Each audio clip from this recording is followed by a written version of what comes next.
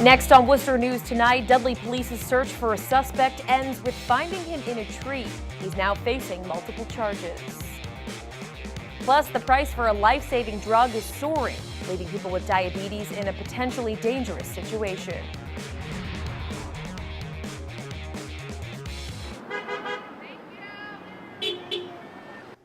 But first, we begin with developing news. Stop and Shop workers have gone on strike. Good evening and thank you for joining us. I'm Anna Botari. The strike affects stores across Massachusetts, including here in Worcester. The union representing the workers says the supermarket chain is demanding unreasonable cuts during contract negotiations. Our Cam Jandro is live at Stop and Shop on Lincoln Street and has the latest. Cam? It was a normal day for Stop and Shop employees, but come 12:30, they all walked out and they formed a picket line here on Worcester's Lincoln Street. If you have a look behind me, you can see there are still numerous employees rallying on Lincoln Street nearly 5 hours after they initially walked out. We caught up with a few of them earlier today, and they say contract negotiations are nowhere near where they should be. It's an unfair labor practice, and they want to raise our health care costs, and they want to get rid of our pension. They don't want to give us general wage increases. They'd rather give us a bonus instead. I have a family. I have a mortgage to pay. I have bills to pay. I mean, everybody does. I mean, this is where we make a living, and the Stop and Shop just doesn't seem to care. Now, we did reach out to Stop and Shop for comment. We haven't heard back yet. The employees say they'll continue to rally as long as they get a legitimate offer on the table. The store here on Lincoln Street is actually closed. It's been closed for several hours, and there's still no word on whether or not that will open up anytime today. Live in Worcester tonight, I'm Cam Jandro, Worcester News Tonight. Well, it definitely felt like spring today with the sun shining and the temperatures warming up. Let's get a first check of our local forecast with meteorologist Tim Kelly. We are right on the edge of a huge storm. It's kind of shaped like a T, which usually means trouble. There's going to be more severe weather south of St. Louis where it's summertime warmth. And then right on the Minnesota-South Dakota border, we've had 2 feet of snow and it's not done yet. There is some snow kind of pointed right at us, but it's going to lift north and evaporate. We have high pressure still in charge here. We had times when it was mostly gray today, other times it was totally cloud-free. And with this evening mostly clear, the temperature can go down cold enough to get to the dew point in the low 30s. So it's going to be a chilly start again tomorrow. Nice moon in the sky, a little patchy frost. Then the clouds are going to thicken up, but this time we're not going to see the hole in the clouds in the afternoon. And the clouds will probably keep it a little cooler, plus the wind is more from the southeast than the southwest tomorrow. In off the ocean. May end up with some fog tomorrow night. 40s and low 50s is the best we can do, but it's a warm front, so it is going to get warmer after that. Question is how much rain? Most of it's tomorrow night. There's 7 o'clock, just a few raindrops around. May wake up damp Saturday, but the sun's going to come out and we jump into the 70s, full 10-day, all the way to Easter in a few minutes. Well, Dudley police say they found a Worcester man hiding in a tree after he had allegedly stolen a car in Charlton. He's now facing multiple charges. Our Chandler Walsh joins us now live with the details. Chandler? Anna, police say Joseph Carpenter has a lengthy criminal record with multiple violent offenses. Dudley police located him today after finding a stolen vehicle with its engine still warm and tracing it to him. Dina DiDonato says her yard was active early this morning. Dudley and Webster police officers and a canine located a wanted man, Joseph Carpenter, in her woods. DiDonato says he tried to get into her shed and when he couldn't, climbed up a tree to hide. Her husband watched from the window. Of course, the policeman, he talked to him. He says, he's on the tree now, we're going to get him. Then after the guy came down and they was asking him to put his hands behind his back. Dudley Police Chief Stephen Weiner says the search for Carpenter began when one of his officers located a stolen car on Laura Way. He says the vehicle was stolen out of Charlton with several stolen items from multiple towns inside. I think we had at least probably 15 to 20 items ranging from wallets to jewelry and other things of that nature. So we're still kind of putting it all together at this point and try to identify the people that we can. Gail St. Laurent says surveillance video shows the man she identifies as Carpenter broke into her car in Southbridge days before.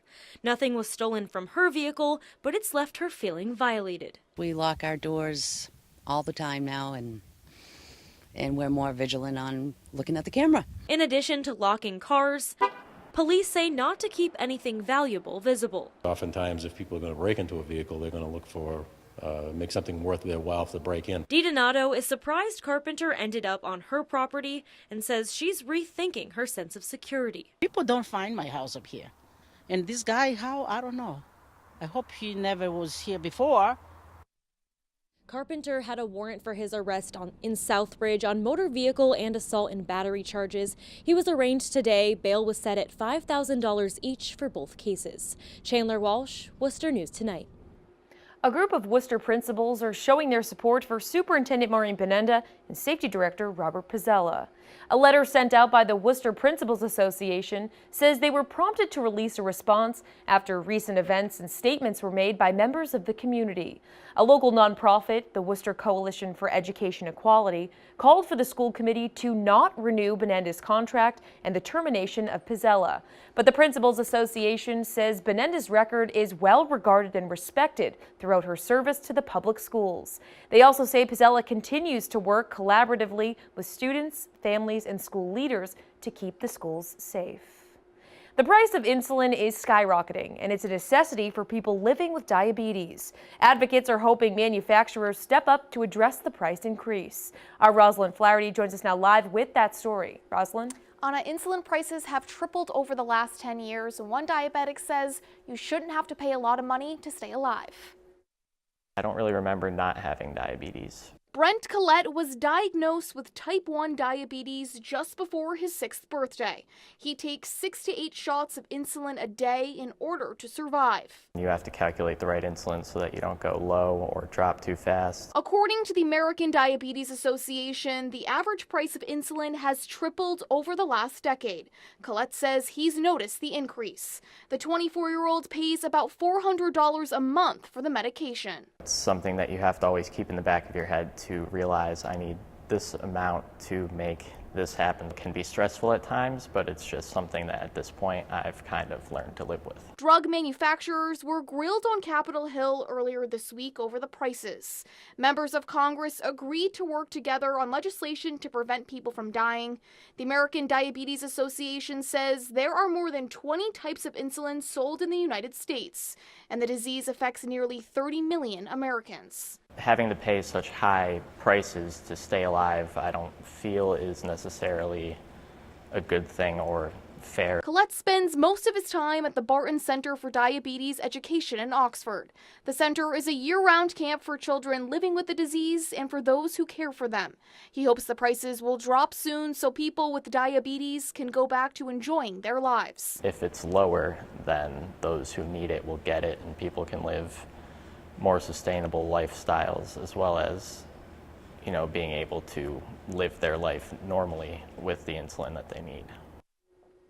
Some drug companies are working to reduce the prices for qualifying patients. While some lawmakers say it's a step in the right direction, they say it shouldn't have taken this long. Rosalind Flaherty, Worcester News Tonight. FEMA awarding nearly $17 million in general grants across the Commonwealth for damages to the state during back-to-back storms last year. You may remember the March nor'easters, which blew through the state, affecting several counties. As a result, the president granted 2 major disaster declarations for the state, triggering the release of federal funds.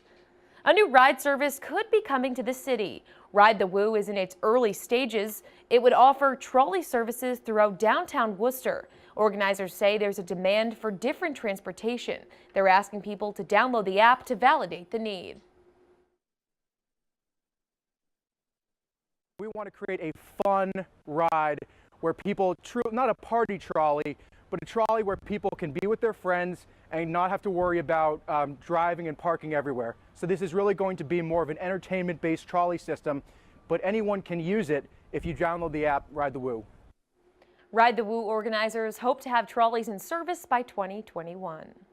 Hundreds were at the DCU Center today for the largest women's leadership conference in central Massachusetts. The goal is to bring together the most forward-thinking female leaders and help push them towards their dreams. Guest speakers who work in fields typically not known for women say they're happy to see the industries grow. Our Olivia Lemon has the story. More than 800 women filled the DCU Center Thursday to help each other build careers and share experiences. I have a big demand for like a political, engaging women in the political process. Women really kind of taking charge of their personal as well as professional lives. Janet Marie Smith was a keynote speaker at the 10th annual Worcester Women's Leadership Conference. The Polar Park design advisor talked about an effort over the years to create more jobs for women in the industry. You see not only more women-owned businesses competing, particularly in construction industries, but you just see more women in the field, whoever they're working for. Smith says while she may not be an expert on baseball, she knows a lot about design. Research shows women purchase more than 60% of sporting event tickets, and it's something she takes into consideration when designing a ballpark.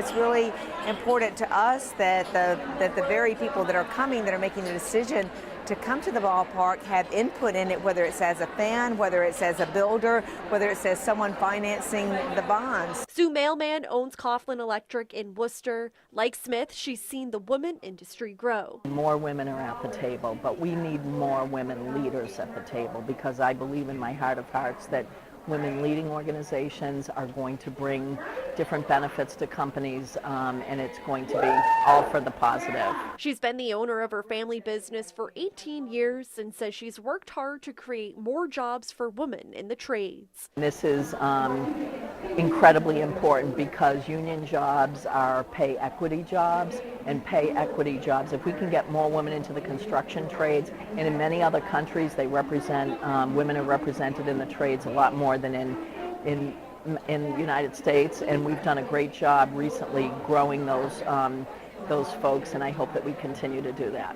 Olivia Lemon, Worcester News Tonight. It's official, JetBlue announcing plans to offer service between New York, Boston, and London starting in 2021. The airline is looking at multiple daily flights and options for all 4 London airports. The New York to London route is the busiest transatlantic market.